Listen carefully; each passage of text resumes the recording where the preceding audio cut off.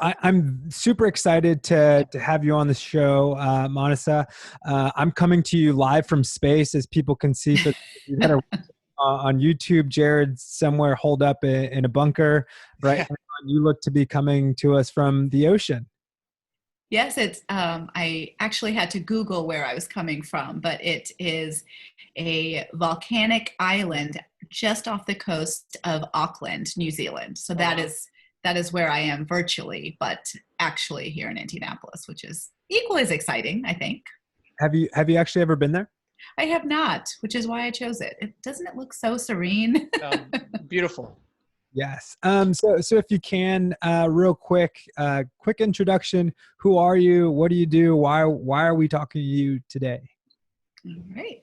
I am Manasa Mantravadi, and I guess in order of appearance, I first became a pediatrician. And so I'm a pediatric hospitalist. I take care of children who are otherwise healthy, who get sick enough to be admitted to the hospital. So I take care of children only in the hospital. I don't have a clinic. And then I am a mother of three. Twins who are 7 and a 4-year-old. So it's a very fun time at home right now.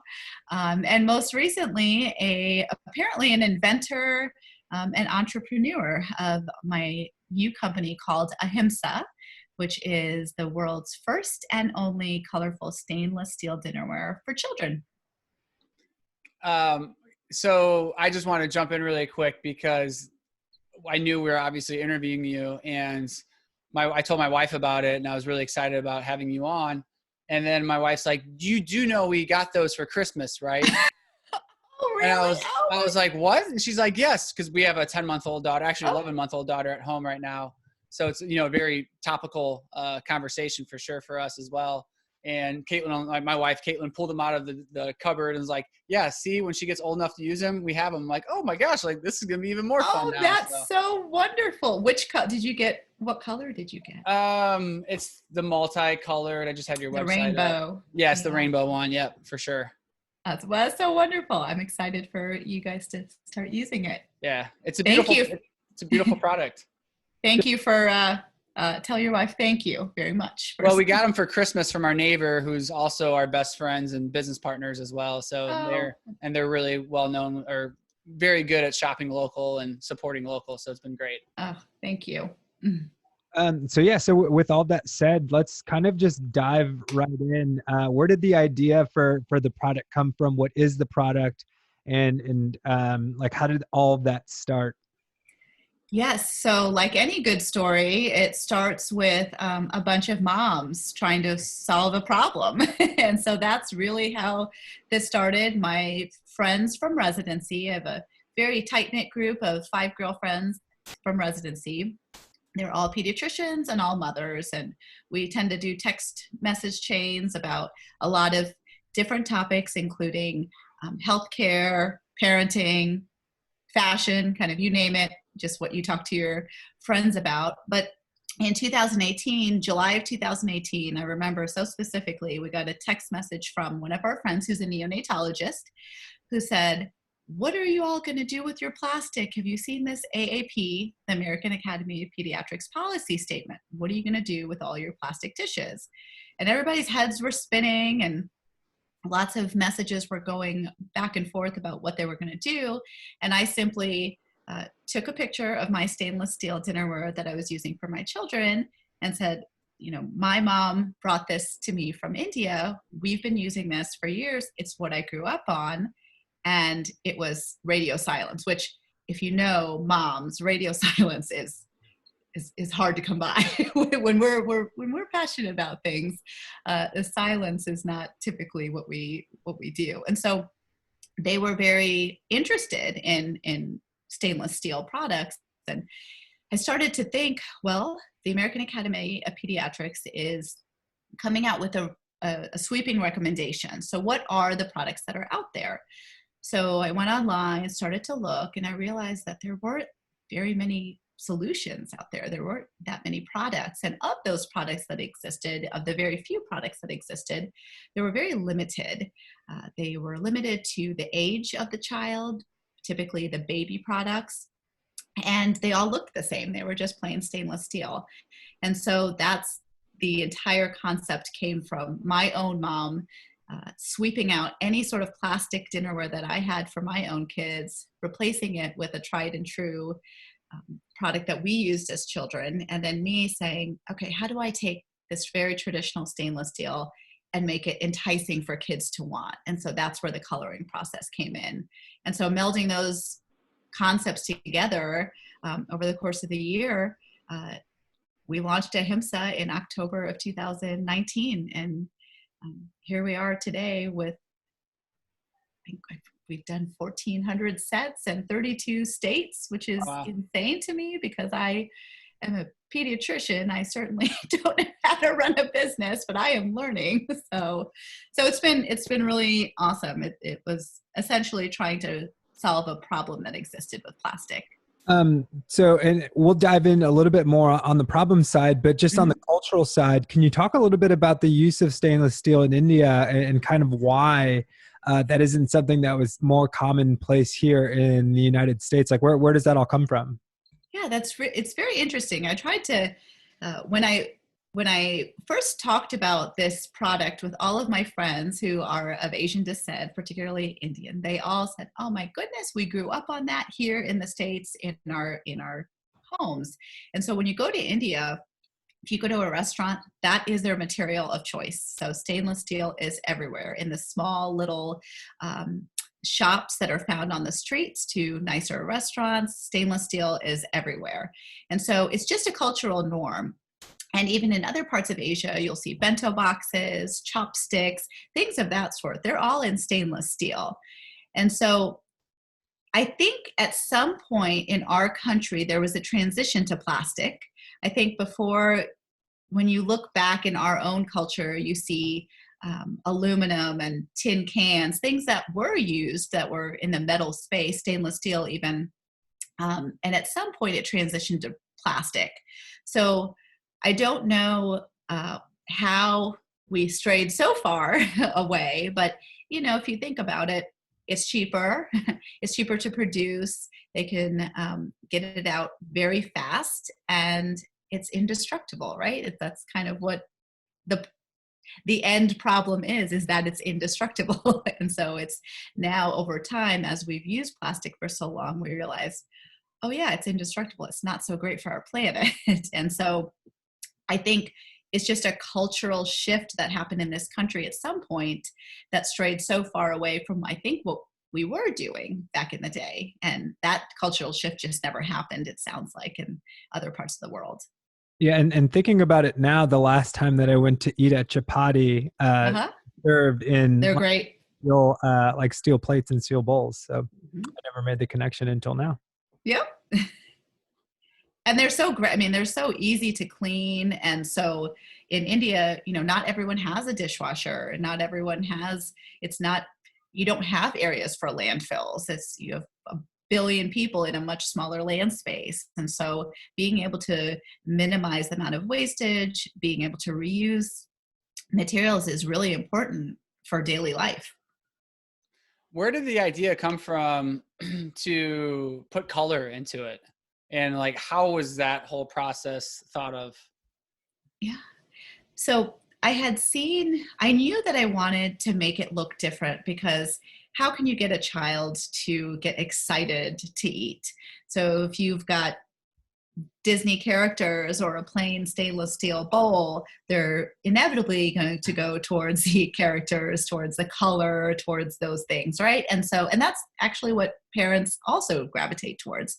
And so I had seen, my husband and I were discussing a process that is used in the operating rooms to plate indwelling metal implants. So they coat it with titanium. And if you've ever had or known of somebody who's had orthopedic surgery, for example, you may have a metal rod inside your body for a knee replacement or some sort of spine surgery. And they actually coat it with titanium. And so I had seen that process done, and I had seen that how they were being able to coat that, but then being able to add some color to it. And so that's where this idea came from, the process is already being used in different utilities. So in the medical world, it's used in indwelling implants. You'll see faucets that are colorful. And a lot of times you'll see even what they do on hubcaps. And so it's a way to basically take material such as metal, change its internal characteristics, and then recode it onto a surface. And so lo and behold, when you change those characteristics, it can produce rainbows. And so I thought, what a perfect way to be able to provide color to a product without adding anything specific like toxic chemicals, paint, anything that will then come and chip and peel off. Kids like to explore with their mouths a lot. And so it was really important to me that whatever aesthetic that was added to the product would then not go and negate all the health benefits of stainless steel. Totally. And so that's really how it came to be. I just started researching that process. And I think probably my background in science was really helpful in that particular step of the process, because I was able to understand some of the physics and chemistry behind it. And I welcomed it because I am a nerd at heart. So I avid learner, and it was all very interesting to me. And as you're going, like working your full-time job as a pediatrician, like talk about the actual concept behind starting the business, the manufacturing, right? Like to me, that all sounds like super scary, like, especially if you said you kind of fell into being an entrepreneur. So obviously this wasn't on your radar.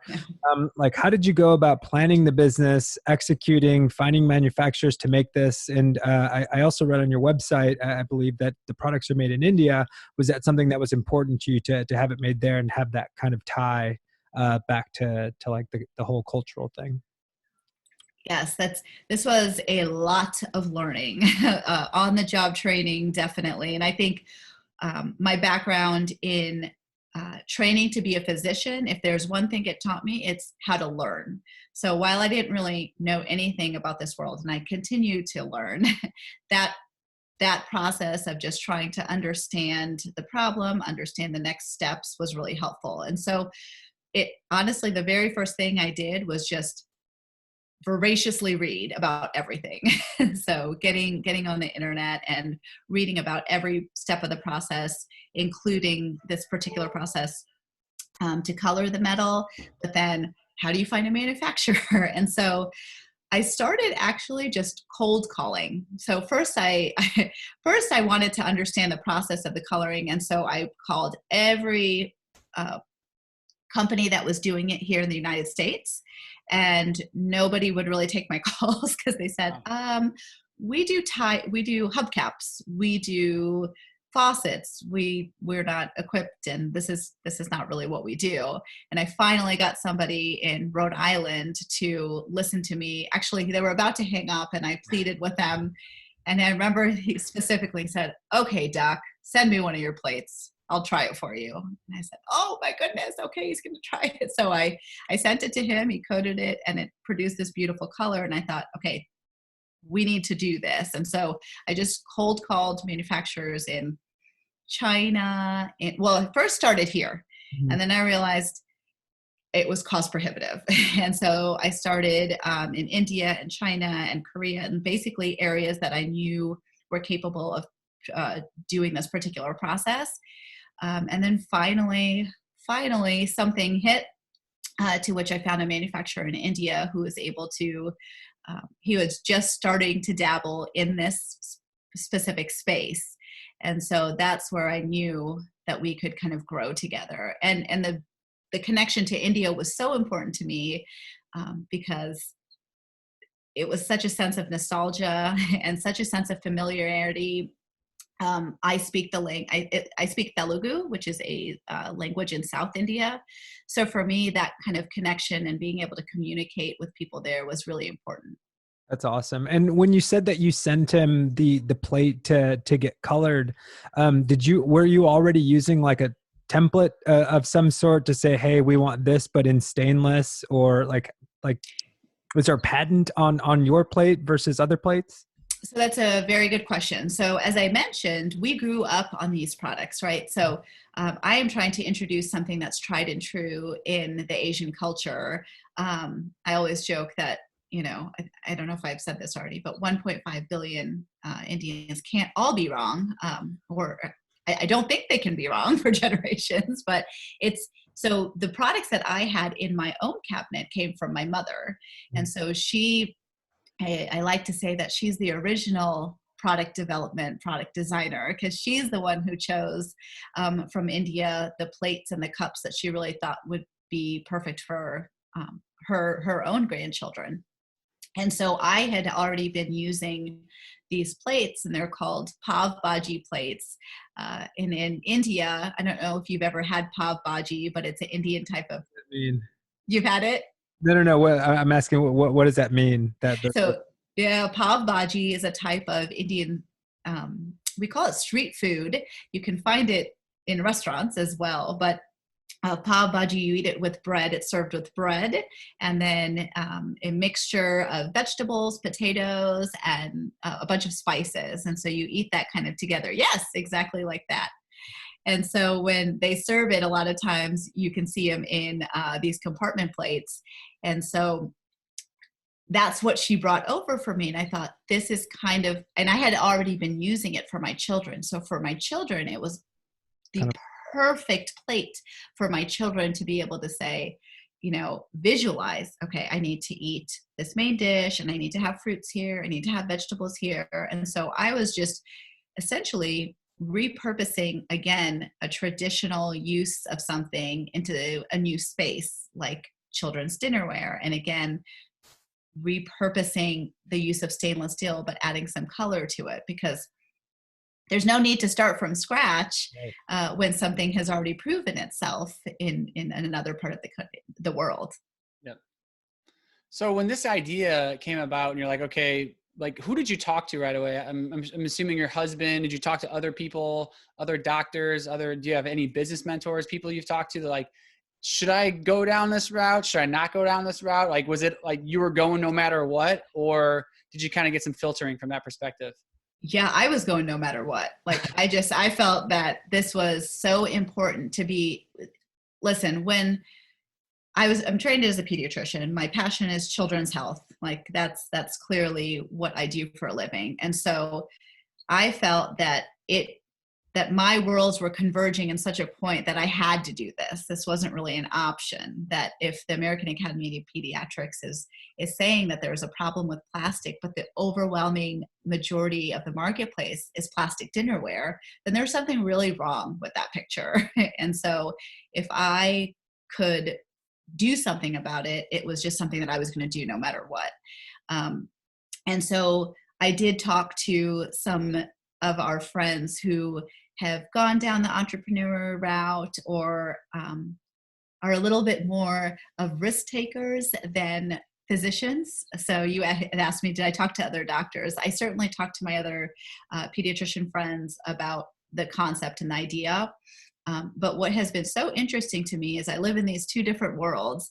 In the medical world, we're not very risky. We're not big risk takers, right? We set on a path. We go to medical school, then residency, fellowship, and it's kind of a very specific path. And there's a structure, you study these subjects, and even when you see patients, you kind of treat each patient differently, but you use this set of guiding principles. Mm-hmm. And in entrepreneurship, it's, we're going to take risks and we're just going to figure it out. And it's just, it's like so I was joking, a room full of doctors, I'm like the risk taker of the group, and a room full of entrepreneurs, I'm like yes, I've got my, every single gear that I can have on to be on the safe side. And so I think really pulling those friends who are in that kind of bucket of risk takers and people who have gone out and done things like this before me was what I needed to say, okay, you've got this idea, just go for it. What's the worst that can happen? Mm-hmm. And if you can at least attempt to make a change that would be a lasting impact on the world, why not try it? And so when they made it seem so simple, I said, okay, well, I guess that's what I do. And so I just started reading a lot of books on kind of how to build a business. I started just, again, reading voraciously, taking lots of notes, and talking to a lot of people and getting advice on how to embark on this journey. Yeah. Was there anything that you read or anybody that you talked to that maybe tried to point you in the other direction and say, hey, you're a mother of 3, you're a doctor, 3, right? I'm a mother of 3, yes. So you're a mother of 3, you're a doctor. Like, what are you doing with this? Like, there's already plates out there. Like, did anybody try to steer you away from doing this? Yeah. Ironically, my own father, because he was protective of me as a father, you know.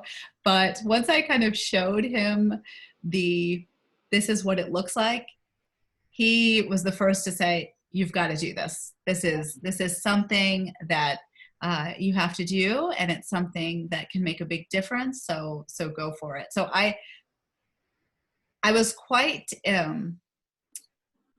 I was really rejuvenated by everybody's enthusiasm for it. So I think that was one of the things that really kept pushing me, even if I would run into roadblocks.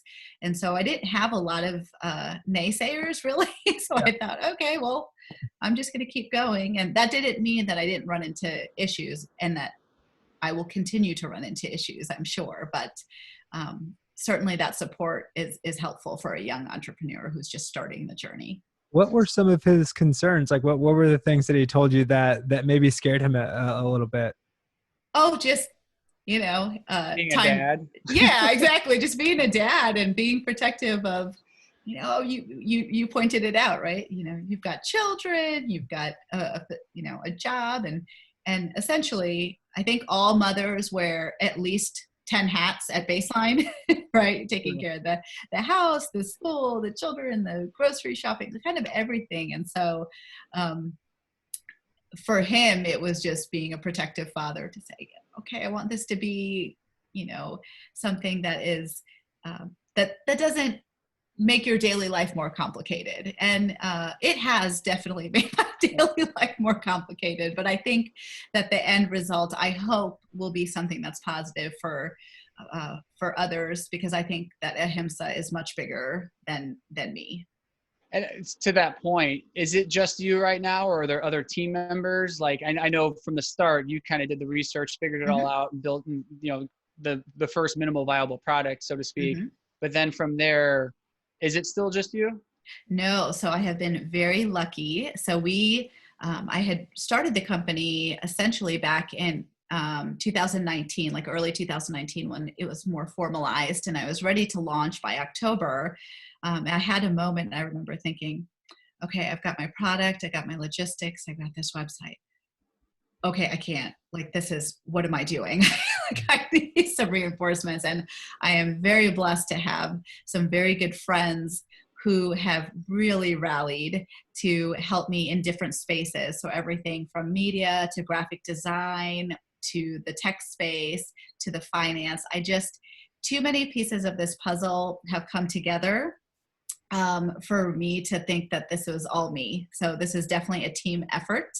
And so there is a team of 5 of us right now in total. And so I do joke that I have a lot of friends, and they happen to be very talented in unique spaces. So one of my friends is a graphic designer, which is why our website looks beautiful. So your website, I literally wrote down, website is absolutely beautiful, and videos, quality of everything is spot on. And all of these people who have produced, who have helped, the content, the videos, the photography, the logos, everything is done by a team that has come into my life for various reasons, but every single one of them is a friend, which, again, that to me right there is when you have a friend who happens to be an amazing photographer, and another friend who happens to be a videographer, and another friend who happens to be in the media space. All of those things have come together so well that, again, I do feel like it's a much bigger thing than just me. And like the startup side of things, from an investment side, like, is that kind of you saying, hey, I'm going to put everything I have into this because I believe in the product? Or have you guys like pulled in other people, or how does that look? So currently right now we are self-funded, and one of our newest partners of that team of 5 will also be helping. But for right now, we're so small and so early on that it's not been a top priority for capital raises yet. For sure. But my whole intention was to do this very, again, scientifically and evidence-based. That's just how I'm wired. So I said, let me try the product. You know, you had mentioned the term minimal viable product. Yep. The first time I read that, I laughed out loud. I was reading a book and I laughed because it said minimal viable. Can you imagine in medicine if we're like, true. Oh yeah, this is a minimal viable product. Like, you know, Mr. Smith, we're going to try this minimal viable product during your surgery. If it doesn't work, we're going to prove it for the next person, and we'll keep going. And so it's just such a different world. Yeah. For me. And so I wanted to be able to test it, see if the market was going to speak to us to say, people want this product. And so that's really the stage we're in, is people seem to want this product, and we have repeating customers already. And so now I think we're at that point. We say, okay, let's go. Yeah. And when you talk about people wanting the product, are they wanting the product because aesthetically it's beautiful and it looks fun and there's that visual component that's going to be attractive to children? Or is it based on some of the research, and that's why people are coming out and saying we want this product because of some of the stuff that was published in that study? I think probably the latter is what is directing their attention to it. And I think the product and just the beauty of the product is probably what's truly, you know, enticing them to go ahead and press the button. But I've heard back from so many parents and so many grandparents actually who are buying these products to say, you know, we have been looking for an alternative to plastic, and it's about time, and we've been looking for something like this and it doesn't exist. And so I do think it's a combination of all those things. But, you know, I've always thought about, we are very eco-friendly in our house, clearly. And so everything that we do is very conscious about the impact that it has on Mother Earth. And so that's just how we live our life, and that's what we do. And as you know, it's not, the lasting impact of environment is not so easy to grasp, right? It's very long-term, it's very abstract. But when I saw this opportunity to say, this is real, and to be able to tell people that, you know, it could affect your child's health, that speaks to parents and grandparents on a different level, right? So while plastic is harmful to the environment, and that's really important, what's more important than the environment to any parent is your child. And it's very concrete and it's immediate. And so for those reasons, I think that's probably what's speaking to people to get them very interested in a much faster way.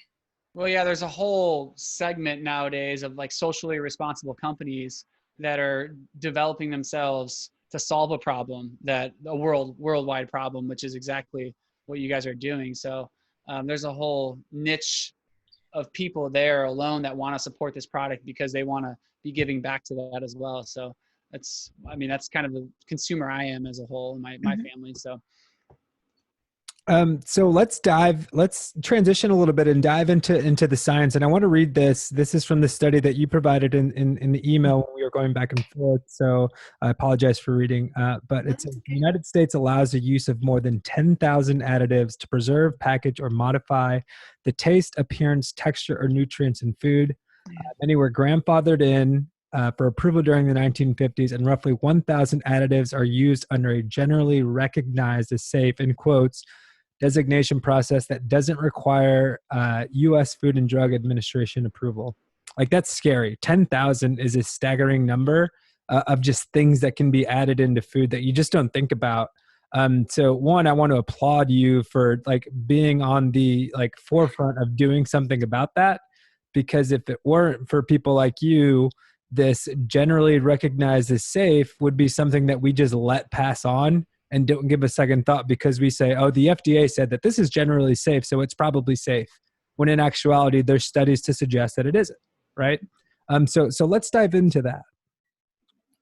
Yes, absolutely. I think this was quite a learning process for me. I actually think it was very important for me to embark on that entire process from start to finish, because I was able to see what that meant, what kind of hoops that I would have to jump through in order to get a product to market. And what was very frightening to me as a mom is that there are very few hoops, which again made me feel kind of exactly like what you just said, thinking, oh my gosh, what have I let into this house so far up until now, And so for us, one of the things that was really important was all the testing. And so as we embarked on this entire journey, we realized for me, it was really important to provide something that was really healthy and safe. And so when you go through the CPSC, it's called the Consumer Product Safety Council. And so they're the regulatory body that kind of checks off all of the things that need to happen, especially in the children's space. That is definitely tighter controlled than anything that comes across an adult, the adult market. So for me, embarking on that journey and realizing what had to take place, while it is regulated, as a parent, it's not as tightly regulated in certain spaces, particularly this one, as you would think it would be. And I think the other thing that people have to understand is you need time to learn about things, right? So maybe plastic entered the picture a certain time ago. You need some time to understand what those lasting effects are. And so what we tend to see in science is that the evidence comes out first. The testing, that scientific kind of testing process, comes out next to back up that evidence to say this is really happening. And then you have policy changes that follow that, right? So it's you can't just say something could be harmful. You have to prove it. You have to test it. And then if it is truly, in fact, something that is significant, a statistically significant event, then only do you say, okay, we need to really start changing some policies around this. And so that entire American Academy of Pediatrics statement is saying we are finding evidence that there could be something wrong here. And we know that regulatory process that happens is going to take some time. Mm-hmm. So parents, here are the things you can do in the meantime. And so that's where they have recommended using glass or stainless steel and all of the other things that we would normally tell parents. Eat healthy, fresh produce, things that are unprocessed and not packaged. I watched a documentary once that said, if you go outside of the grocery store on the perimeter, that's where you tend to find the really healthy food, like the fruits and the vegetables and the milk. And then the center is all the packaged food. And the packaged food tends to shout out at you, I'm free of this, I'm free of that, and I have this and I have that.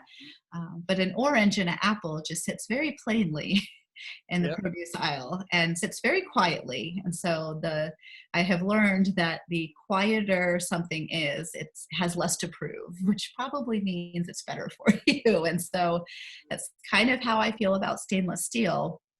When we had to go through our testing process, we were actually exempt from a lot of the testing because so much of the testing involves plastic. And so that kind of tells you right there that, well, stainless steel doesn't have to necessarily go through a lot of hoops because there's just not that many things in it that is harmful. And so I think that was one of my eye-opening moments. And if you look around your kitchen, your entire kitchen is stainless steel, right? You cook with, your pots are stainless steel, your cutlery is stainless steel. And so it was just such an obvious thing to use stainless steel as the material of choice, as opposed to the plastic and other materials that are described in that study. Yeah, you just nailed it. I mean, our nutrition clients that we have at Naptown Fitness, it's like, stay out of the aisles. Just stay out of the aisles, just stay on the perimeter and you're good to go. And, you know, it's that one ingredient rule where it's like, if you pick it up and it has one ingredient on it, then that's the ingredient that is. If you pick up an apple, it's an apple. You know, you start walking through the aisles. So, I mean, that kind of resonates with me a lot in the sense of stainless steel is steel. Like plastic is chemicals of all sorts that are being put together to mold and shape and color and make it a different way. And, you know, can it be microwavable? Can it not be microwavable? What plastics, you know, there's just, the list goes on from that standpoint. So, very cool. Yes, absolutely. Microwave stainless steel though, right? No, you can't do yes. that. Let's make that very clear. Yes. Although I had a girlfriend. I had a girlfriend who had to stop her. She told me, she was one of my fellow pediatrician moms. She told me that she had to intervene because she saw her husband trying to put her blue bowl in the microwave. And she ran and said, "What are you doing?" And he said, "I completely forgot it was stainless steel because it's." So I said, "Oh my gosh, I better." They say you might need to put some warnings out there. Yes, it's all over our packaging. Sure, it's all over our website, but it just lends to the fact that because of the color, you forget that it's, you know, very traditional stainless steel. You know, when you start to read some of these studies, the skeptic in me always has to ask those questions, like how much of these chemicals or additives is actually enough to cause significant change or damage, right? So at what level of exposure to some of this stuff does that become harmful, right? Like, is there a certain point where as a parent or just even as yourself, you should say, okay, I've been doing it for X amount of months, days, years, what have you. Like I've already done damage. Like, should I stop now and then change? Or like once that started, like there's really no undoing that sort of stuff. Like, can you talk a little bit about that? Sure. Now, I think the answer is we don't know specifically because there's not enough literature and not enough data to tell you exactly what is that kind of threshold. But what we do know that is stated in that article is that the reason it impacts children much more than adults, let's say, is because their body surface area is so small compared to the duration of exposure. So if you're a baby and all you're exposed to is plastic and all of these additives in the packaging, for a longer period of time, you have a longer span of time in which that can affect you. And so that's why they're coming out with this to say, we think that there are some long-term effects. And again, just like I mentioned before, you need that kind of linear data to make those statements.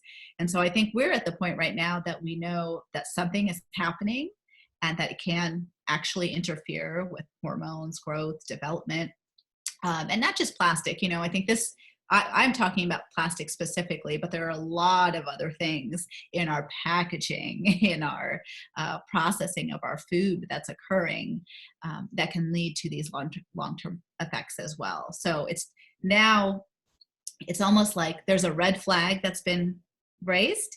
And so from here, what can we do? We have to continue to study it and understand all of those details like you are asking to say, okay, what do we do then about it? But as a mom and a pediatrician, I would say that is enough for me to say, if I don't have to use plastic, then why would I? So, and I do want to make the point though, that I do also understand that it's not that easy for a lot of parents. You know, we talk about, let's get plastic off the table, but something that's incredibly important to me is food insecurity. And so that's one of the things I recognize, that a stainless steel plate, a stainless steel water bottle is much more expensive than, a plastic one. And so I've also learned in this journey that even in the manufacturing space, in the retail space, there's such built-in inequalities that consumers face. And so my goal has always been that I want to make Ahimsa something that is for everybody. At this stage right now, I'm just starting, I'm learning the ropes, I'm learning how to do this, but my vision is that anybody would be able to have access, because if you have a statement that says, you should try to use glass or stainless steel, then that should be easily accessible for all parents, and not just the ones who maybe can afford the more expensive vegetables and more expensive fruit, which again is an inequality at baseline. Why should a child not have access to fruit, which is insane when you think about it. Well, and we don't fare too highly on the food insecurity scale, just as a city, and correct? We sure don't. We're one of the worst, actually. And so I know you had Martha Hoover on, and we work with the Pediatrician Foundation for that reason, because I myself as a clinician have faced food insecurity in my patients. So I remember very specifically a 9-year-old child, morbidly obese, type 2 diabetes, and Wow. oh yes, and in training when I was a resident in Chicago. And so part of our training is to see patients and to help them through some of these hurdles. And so again, a young resident kind of not really understanding the inequalities that exist in this world. Yeah. We talked about food counseling, how to eat healthier. Yeah, I'm doing this in air quotes, how to eat healthier, right? And how to get active. And I found so many barriers that this child faced. You know, okay, you can tell a parent, well, go eat more fruits and vegetables. Well, if they live in a community where there's no grocery stores around, and they only have fast food, and they only have liquor stores, and they only have not fresh, healthy food to eat, how is that parent going to even get that to the child? And then the next layer is the expense. A piece of fruit tends to be more expensive than what you can get even at a fast food chain for an entire family. So that was one of my eye-opening experiences, that we can't just have these statements that come out of our mouths to say, okay, just do this. It's not that easy for all families to be able to do that. And then trying to get this child to be active, do you have a membership to the YMCA? Let's get you in classes. We can't afford that. Okay, let's go outside and try to do some laps around the block. Oh, we can't go outside. It's too dangerous. There's a lot of gun violence. And those things seem so, like, how should a child face that? A child who their parents are trying, it's not that they're not trying, but there's this built-in inequality that children are facing when it comes to basic rights like healthy food and outdoor space to be active in. And so I think that is such an important part of Ahimsa, is not just let's get these stainless steel products out there, but let's really try to transform this whole thing here. Let's get healthy food, healthy materials for children no matter where they live, because to a child, none of that matters. It's just that they're so pure and so innocent. It's our job to fix this for them. Right. It's not like they're going out there. Sorry, Jared, not let you happen, but it's not like they're going out there and saying, I don't want fruit. I don't want vegetables. I don't want to go play outside. It's just like they can't. Yeah. Right. So taking a lot of that, 10 years from now, what does Ahimsa look like in that realm?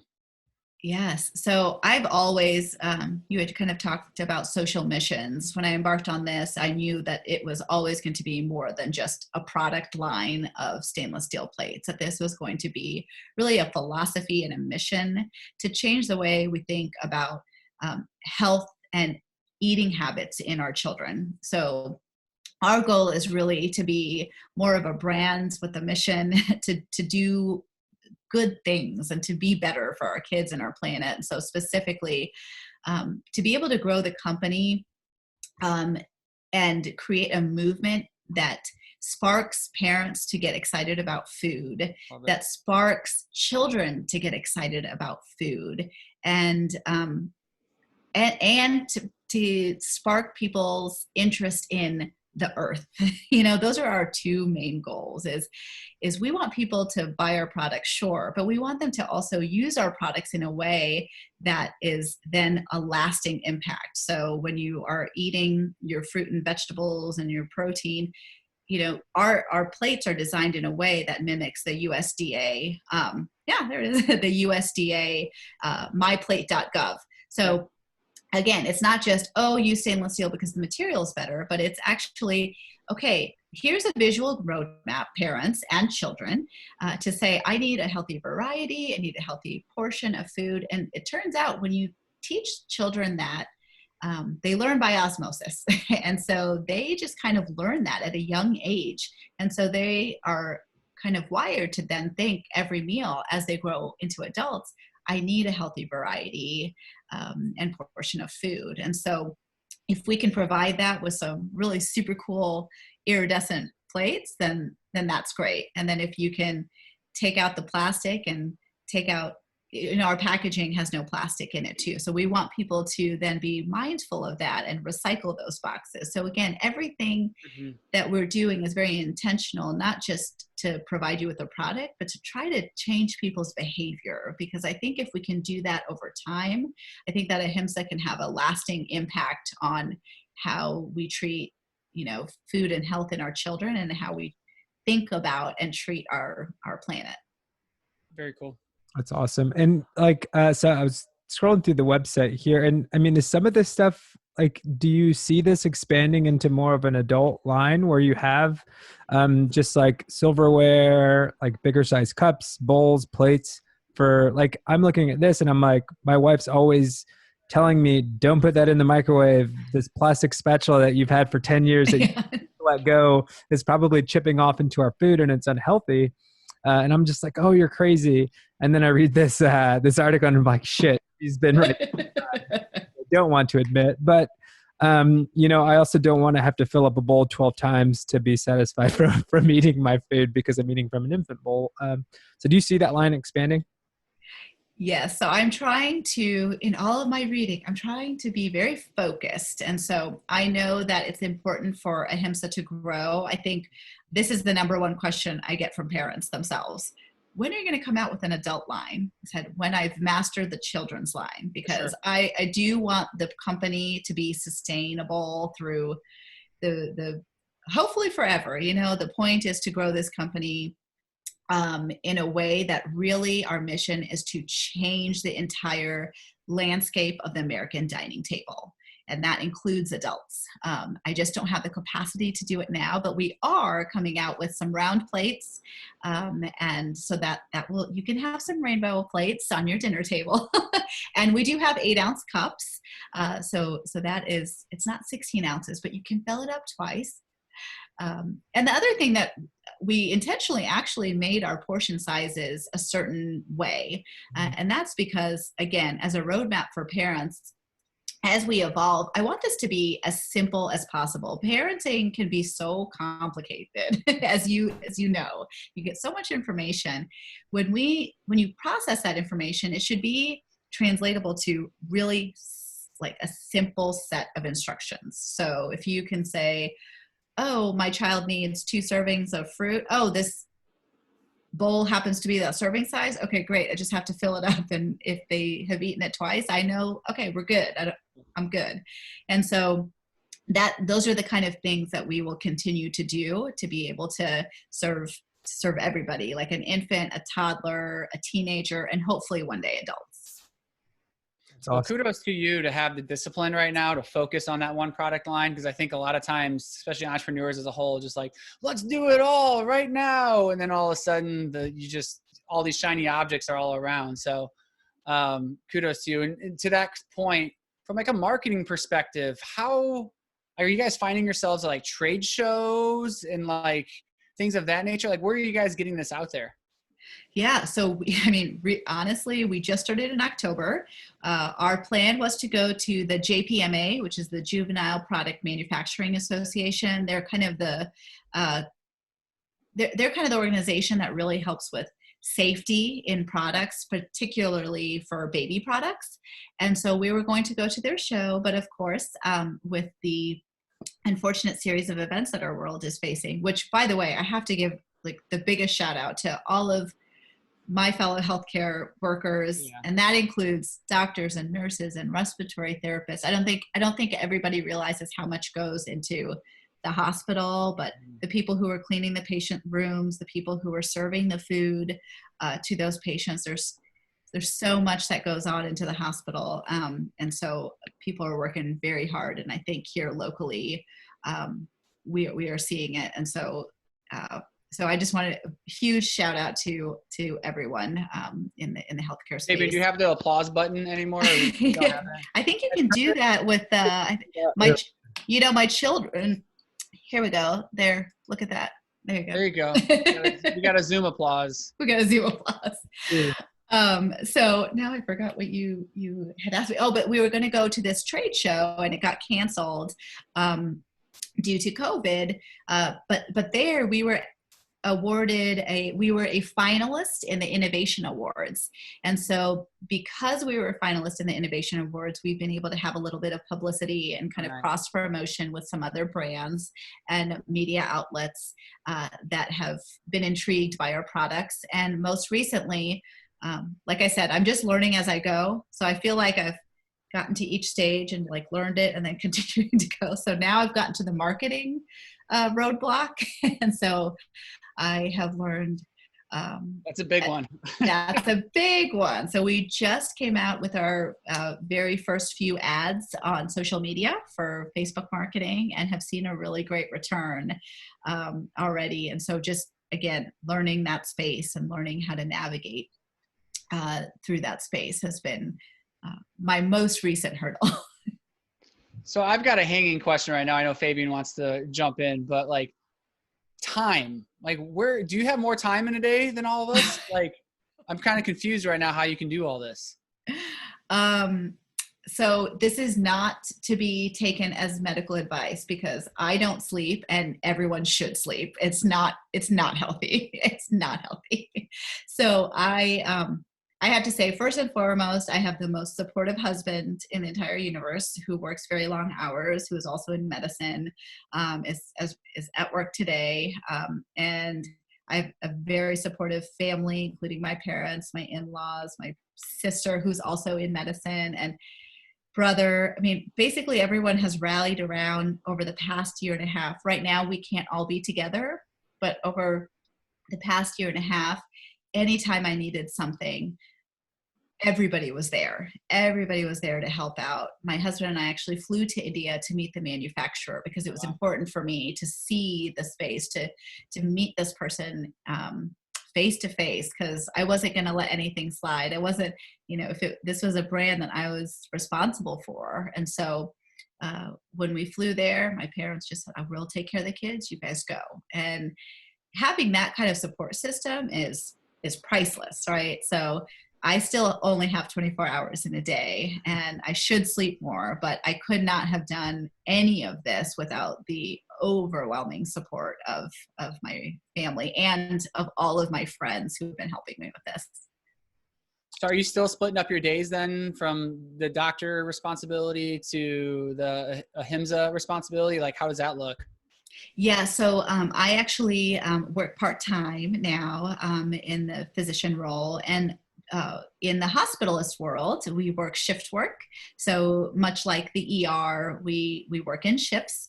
And so I kind of know my schedule ahead of time, and I'll be able to see patients. And when you are part of an academic center, like Indiana University, you also are responsible for teaching, which is so rewarding. Teaching and mentorship is another passion of mine. And so being able to interact with students and residents is extremely important, I think, for many of us clinicians who are also treating patients. And so being able to do that, and then, typically I start my day at 4 or 5 in the morning and try to get as much work done as possible before the children wake up. And then bedtime's at 8 p.m. and from 8 p.m. to typically, the middle of the night, I'm working on Ahimsa. So, it is what it is. And I think one day I hope that I can look back on all of this and say that it was all worth it. And if I already feel like it's worth it because I embarked on this for health and safety, but we have received so many messages from parents with pictures of their children, with quotes from their children saying, I only want my Ahimsa plates, or they're requesting only to eat out of our products. They're excited about eating. They are directing their parents to fill up their wells, which has been really exciting. I have a girlfriend who lives out in Brooklyn, and she said, I used to just do grilled cheese for lunch, and now she tells me I have to put 2 more things on the plate, and so now I have to give her fruit and vegetables. So she said, I don't know whether to be happy or mad at you. So 4 hours of sleep, though, that's impressive. I do spurts. I definitely get more than that because turns out your body just makes you sleep when you have to. So That's true. like I said, my husband is incredibly supportive, and if I am sleeping, he will close all the doors, shuffle the children elsewhere, and let me sleep. So again, it's very much teamwork. Awesome. So I think maybe we'll transition into some rapid fire. Is that cool with everybody? Oh boy. Okay. It's intimidating, but it's neither rapid and there's no fire. Well, there's fast and there's no fire involved, so you'll be fine. But I want to start here because I thought this was kind of cool, and I brought up the question about patents, right? And so I think that you guys have a patent pending on this spoon, this nesting spoon. So talk about this picture. And if people are watching the video, which you can go onto our YouTube channel and watch this, there's a picture of Rachel Ray, the famous chef and TV show host, holding this nesting spoon. So what is the nesting spoon, and how did she get this in her hands? Yes. So the nesting spoon was inspired by my nephew. So I had mentioned my sister is a pediatric ER doc. And so when she was in town interviewing for her fellowship, she had left her child with me. I guess she trusted me to take care of children. I don't know. But so I was watching him, and I've been out of the baby stage for some time. And so I was feeding him, and I kept putting the spoon in the bowl, and it would tip over, and or the next time it would fall in, or the next time I'd have to put it on the dirty high chair. And so that's where it kind of sparked. Perhaps if it had a bend in it, it would just stick.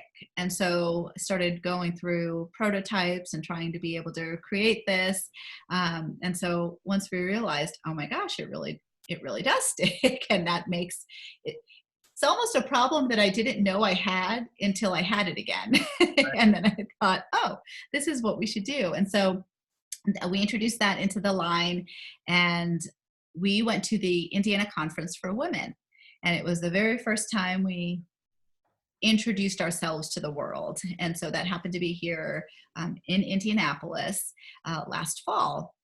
And we had just opened for business in October. And I believe the conference was also in that fall. She happened to be the keynote speaker. And so we had the opportunity to kind of stand, she was walking by, we kind of stood there, and she just saw it. She said, oh my gosh, what is that?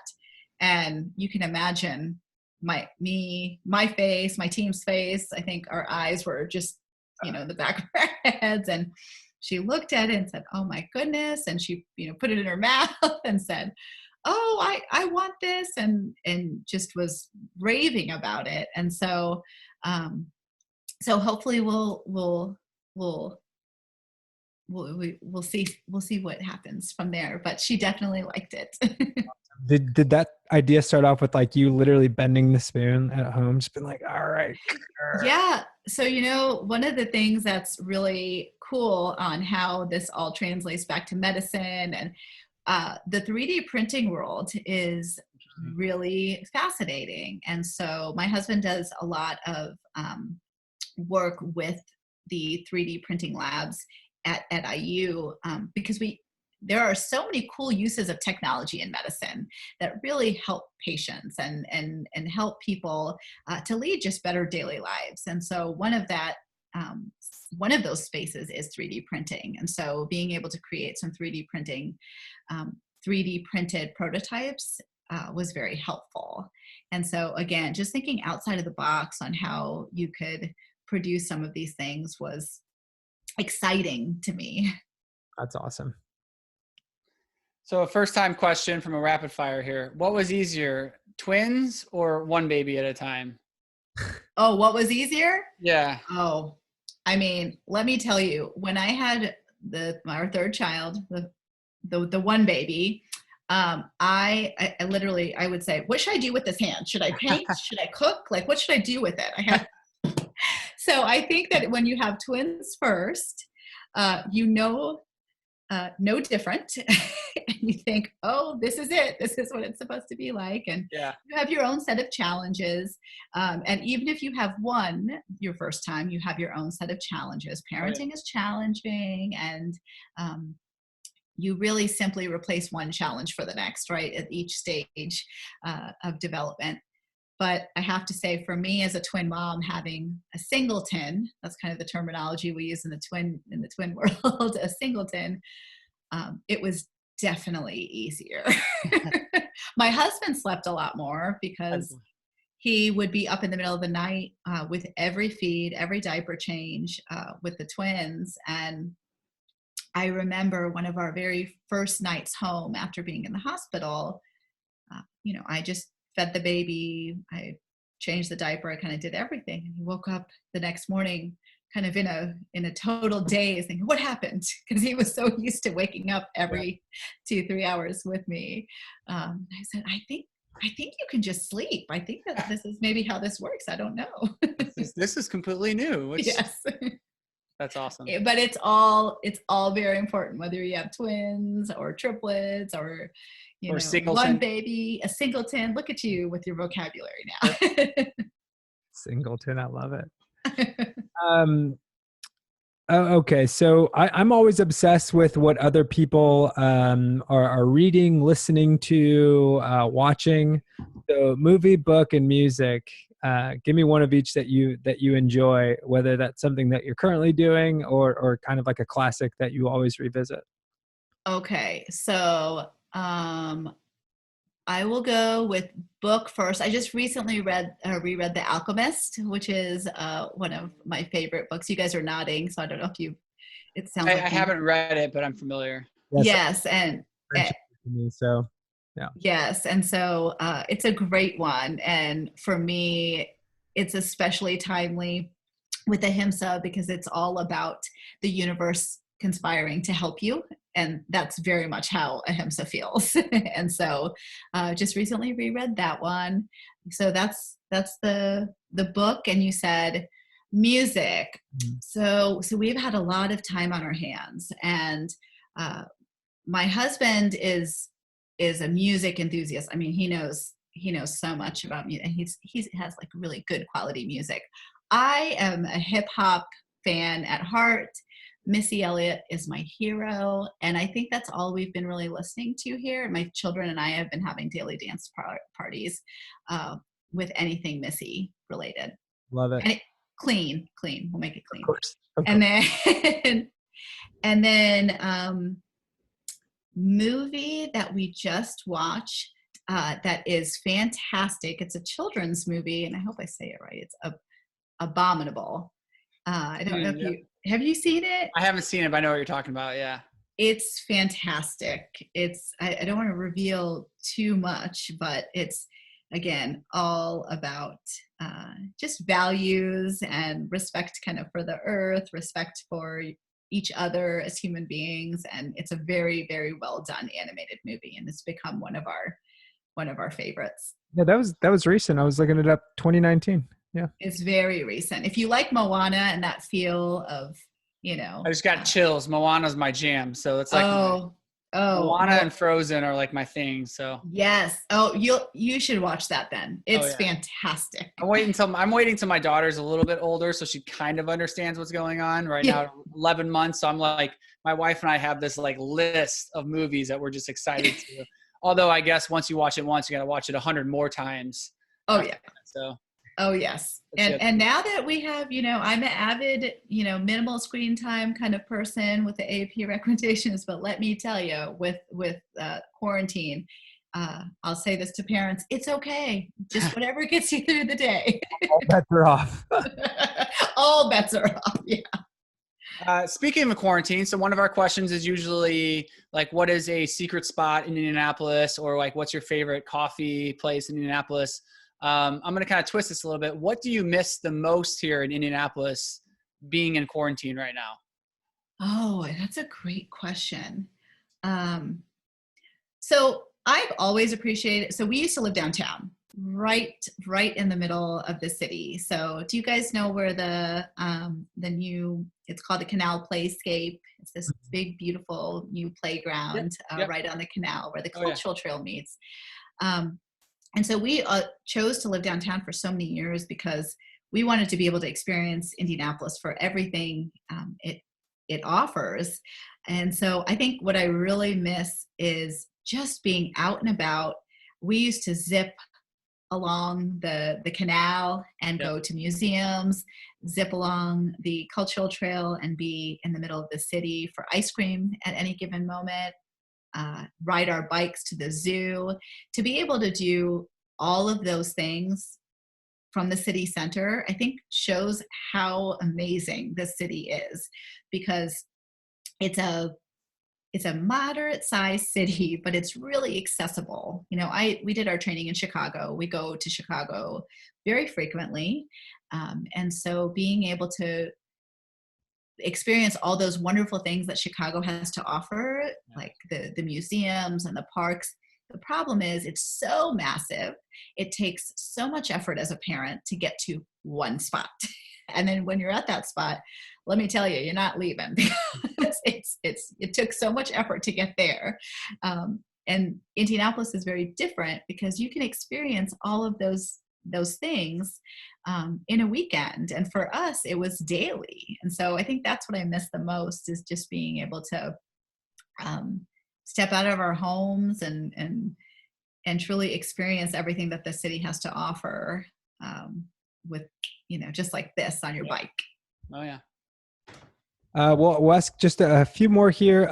Have there been moments, and I always go back to this question because I believe in fate quite a bit, and that there's certain moments that intersect in my life that just like happen for a reason, right? So do you believe that any moments in your life have been led by fate that have gotten you to where you are right now, either as a pediatrician or with what you're doing with the Ahimsa?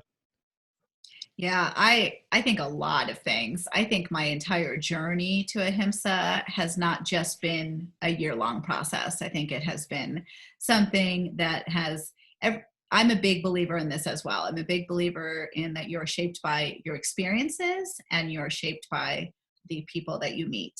And so I think that Ahimsa probably started for me many years ago. When I left residency, I went to fellowship, actually at Cincinnati Children's, to do endocrinology. So I was on track to become a subspecialist. And in that time, my husband had got a job here and I had a job there, and we had twins that year. And so we did a crazy gypsy family moving back and forth between both cities for a year, where we would spend some time in Cincinnati and somebody else would reverse commute. We would spend some time in Indianapolis. And after a year, I had a mentor, a female physician who looked at me and said, when a human being is on their deathbed, they don't look back and say, I should have worked more. That's what I should have done. I should have worked more. And she really convinced me that family and the experiences that we have are so much more important than kind of the daily grind. And so that is what led us back to Indianapolis to say, you know what, I can still be in my capacity to see patients because I love teaching. I love all of the things that come with it. And in that year, I did a lot of research in diabetes, type 1 diabetes, specifically technology related to type 1 diabetes. So things that we called CGM, continuous glucose monitoring. Yep. And it was the first time that I had stepped outside of the clinical world, like being on the physician side, to really understanding how technology was impacting parents and children on a daily basis. And so being able to conduct research and talking to parents about all of those things on how their CGM was changing their life in such a positive way, it made me realize that this product development, this technology that we use, is so applicable to medicine, to take what we know in science and translate it into something that is real and translatable in somebody's life. And so I think all of those things kind of, and then the last thing I'll say is we recently, 3 years ago, met somebody here local who also embarked on this journey of entrepreneurship and has done really well. And again, is one of those risk takers. And so I think all of those steps along the way made me realize that like this is the perfect combination. I've done kind of the clinical side of it. I've seen how products can be meaningful in a person's life. And now I have somebody who's sparking this, interest to say, how do I move this forward? And so I think those were all of my moments that Ahimsa was probably something that started way back in the day and just has come to fruition now. That's awesome. Very cool. If you had one person who you want to get your product in front of, who would that be? Oh, that's a really good one. Oh, if I had to say, okay, this is a long shot. Probably Jessica Alba. And I'll tell you why. Because her brand is like, from a business perspective, her brand is very on point with what we do as far as creating something for parents that is simplified, doing all of that kind of pre-screening, like you said, about generally regarded as safe. Like, what does that mean? Kind of pre-screening, knowing that what you are getting is something that is better for your child. And then she is somebody who was able to build a business and grow it. Now, granted, she was already a movie star and has resources at her fingertips that I don't. But I think if I could get this product in front of somebody like that to say, yes, this is a sweeping change that we can make, because again, products and ideas are great, but the implementation and the execution of a business is the real work.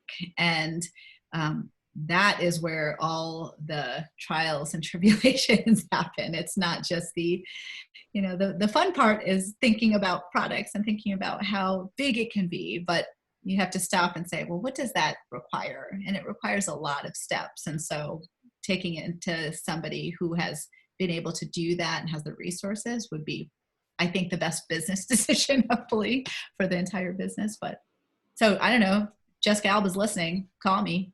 Chat. We could blow her up and tag her. So. Yeah. So I got a quick follow-up with that. Like, if someone were like Jessica Alba were like, ooh, I like your product, let me buy your company. Would you hold out right now because you believe in the mission so much? Or would you be like, okay, this can reach more people with someone else?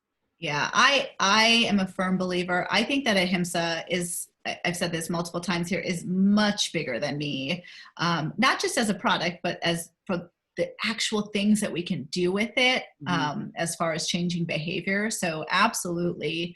I think I have enough insight to know what I'm good at and know what I lack simply from experience and training. And so if this could be something that would be able to have this sweeping change in our country for a longer term impact in a positive way for our citizens, for our environment, absolutely, I would turn this over, with the caveat that I would still be able to provide all of that kind of scientific evidence-based material, because I think that's so important in products, that you can take facts and science and evidence and translate it into something that is as simple as a plate. Yep. You have a lot of things. You can have a lot of layers to something that's so simple, and parents don't even realize that it's happening, or children don't realize that it's happening. Yep. Love it. Great question, Jared. Yeah, that was a good one. Now you just, if Jessica calls you, my Zoom meeting. I'll hit her up really quick. You just tell her I'm floating in the middle of the ocean. Exactly. Last question here. Who would you recommend as a future guest on our podcast? So we typically, and we're starting to expand a little bit now, but typically it's somebody local that we would have access to. So somebody in the community that you think would be good to talk to. So I would actually recommend the person who inspired me to proceed with Ahimsa, and that's Christian Anderson from High Alpha. Yep. Christian and Brandy, his wife, are incredible human beings, and they've become good friends of ours over the past few years. We had a chance encounter that was very random that we met them through, again, when you talk about fate, mm-hmm. We were looking at a house that was near their home in their neighborhood, and I maybe had circled the neighborhood a few hundred times. So maybe she had recognized this, this creepy lady who just continued to circle the neighborhood. And so, but in classic fashion, she came running down the driveway. It's like, hey, hi, how are you? It was just the friendliest person ever, and invited me, a stranger, into her home. And we just became instant friends. And so they had us over for dinner, and he's just so intriguing and so inspiring, and his journey from doing what he did and kind of, again, just learning along the way, and just sheer ambition. It is now being able to do such great things for our city and our state with High Alpha, and really kind of sparking this interest again in investing in talent here in Indianapolis. And so that's who I'd recommend, because he told me one thing after I had started Ahimsa. I said, did you guys know that you were my inspiration? You said, go for it. What do you have to lose? Go for it. And so I told him, you guys were our inspiration. And he said, I know, isn't ambition just so contagious? And I thought, yes, it is. And I love that, because I now have heard on our Instagram and our Facebook other moms who are getting that, that small little spark, and that's what you need. That ambition is contagious. And so many people are inventors. I would say mothers are the best inventors. They're constantly solving problems all day long. Like they're solution driven at baseline. And so if then I could inspire that because he inspired me, how great would that be? Amazing. That's awesome. If you're listening, we'll be reaching out to you. Yeah, Christian, you're next. No, this has been awesome. I've had a great time talking to you, hearing more about your story, really learning some of these things that your products are helping to impact. If you can give people some resources to go read more, or where can people find your products, find out more about what you're doing, where can you direct them? Sure. So our website is ahimsahome.com. So AHIMSA home.com. And our handle for all of our social media is at Ahimsa Home USA. And then I will leave you with, I actually never even explained what Ahimsa means. And that is, Ahimsa is a Sanskrit word that means avoiding harm. And that's what we're here to do, is to avoid harm for our children's health, avoid harm for our planet. And hopefully, if enough people join our mission, we can really, really do that. Yep. It's awesome. Yes, again, thank you so much. It's been a pleasure. Jared, any last words? No, I was really excited to talk to you today, and you didn't disappoint. So thank you. Oh, thanks. This was so fun. This was a great afternoon, and the sun is shining. So hopefully everyone can still go out, step out, and get a breath of fresh air. I'll go for a walk, right? Yeah, absolutely. Well, thank you one more time. As we like to say, drink culture, know your city. We're out. We'll see ya. We got the